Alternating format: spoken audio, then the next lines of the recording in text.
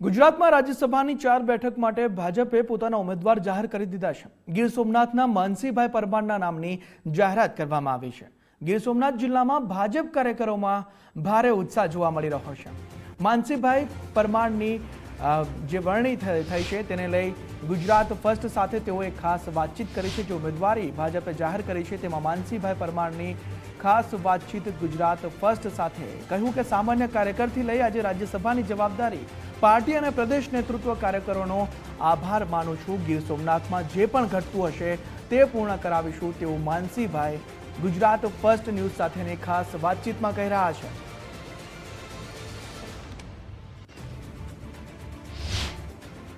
વિદ્યાર્થી કાળથી લઈ અને પ્રદેશ નેતૃત્વ લગી જે કામગીરી કરી છે જેને લઈ અને આજે પ્રદેશ નેતૃત્વ દ્વારા માનસિંહભાઈ પરમારને રાજ્યસભાના ઉમેદવાર જાહેર કર્યા છે। આપણે તેમને જ પૂછીશું, માનસિંહભાઈ, વિદ્યાર્થી કાળથી લઈ અને પ્રદેશ લગી આપણે જે કામગીરી કરી છે ત્યાંને એક પાર્ટીએ પણ તેનું ધ્યાન દોર્યું હોય અને આપણે પાર્ટી આજે અવળું મોટું પદ આપ્યું છે, શું કહેશો એ બાબતે?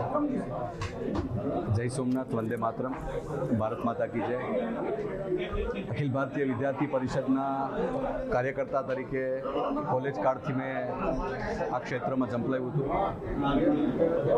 કેમિકલ એન્જિનિયર તરીકે ગ્રેજ્યુએટ થયા પછી મારા વિસ્તારમાં ગીર સોમનાથમાં એ સમયે જુનાગઢ જિલ્લો હતો ને એ સમયે મારો વેરાવળ તાલુકો, એમાં યુવા મોરચામાં બૂથના કાર્યકર્તા તરીકે કામ કર્યું। 2007માં ભારતીય જનતા પાર્ટીએ મને જિલ્લાના ઉપાધ્યક્ષ યુવા મોરચામાં બનાવ્યું। 2009માં પ્રદેશ યુવા મોરચાનો ઉપાધ્યક્ષ બન્યો, જવાબદારી આપી। 2015માં હું જિલ્લા પંચાયતનો સભ્યમાં મને ટિકિટ આપી, હું જીતો। 2017માં મને ભારતીય જનતા પાર્ટીએ ગીર સોમનાથ જિલ્લા ભારતીય જનતા પાર્ટીના મહામંત્રી તરીકે પણ જવાબદારી આપી। મહામંત્રી તરીકે પણ ખૂબ સારી રીતે કામ કર્યું અને 2020માં મને ભારતીય જનતા પાર્ટી ગીર સોમનાથના જિલ્લાના અધ્યક્ષ તરીકે જવાબદારી આપી।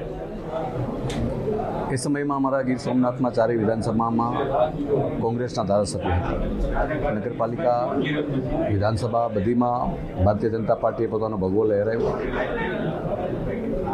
મારા જેવા એક સામાન્ય યુવાન કાર્યકર્તાને સોમનાથ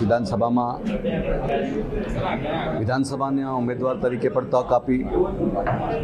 મારા નસીબમાં કદાચ કંઈક હશે, હું ચૂંટણી જીતી ન શક્યો।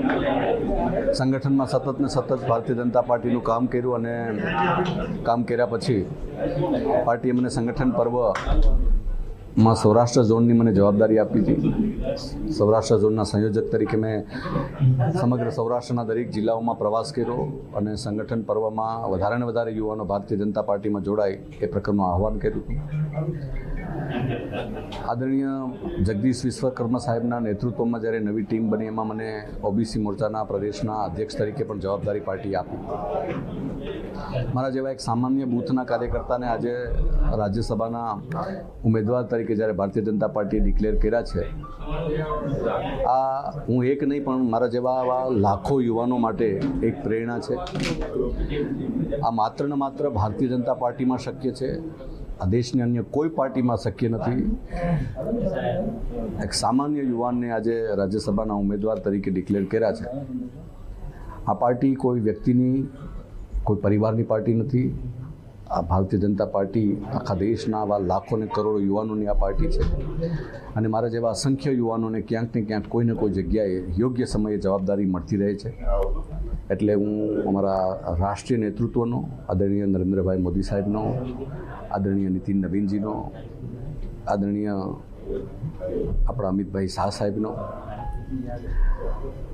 ગુજરાતનું નેતૃત્વ આદરણીય જગદીશભાઈ વિશ્વકર્મા, આદરણીય મુખ્યમંત્રી ભૂપેન્દ્રભાઈ પટેલ સાહેબ, મારા મિત્ર અને યુવા મોરચાના કાર્યકર્તા અને લાખો યુવાનોનો પ્રેરણાસ્ત્રોત એવા આદરણીય હર્ષભાઈ સંઘવી સાહેબનો, આદરણીય રત્નાકરજીનો, આ બધાનો હું હૃદયપૂર્વક આભાર માનું છું। મારા જેવા એક સામાન્ય કાર્યકર્તાને આપે તક આપી છે અને વિશ્વાસ સાથે કહું છું, નિષ્ઠાપૂર્વક ભારતીય જનતા પાર્ટી ભવિષ્યમાં પણ જે જવાબદારી આપશે નિષ્ઠાપૂર્વક કામ કરીશ અને ભારતીય જનતા પાર્ટીનો સ્ત્રોત વધારશું। ભારતીય જનતા પાર્ટીમાં વધારે ને વધારે યુવાનો જોડાય એ પ્રકારનું મેં આહવાન કરશું। મનસિંહભાઈ, વાત કરવામાં આવે તો સોમનાથથી આપ આજે દિલ્હી પહોંચી રહ્યા છો, નાનામાં નાના કાર્યકરો સાથે પણ આપ જે વાર્તાલાપ કરો છો અને જે નાના લોકોના જે કામ કરો છો તે લોકોને આજે શું પ્રેરણા આપશો? હું તો દરેકને કહું છું કે આ પાર્ટીમાં જ શક્ય છે એટલે આપ માત્ર ને માત્ર ભારતીય જનતા પાર્ટીના એક સૈનિક તરીકે કામ કરો.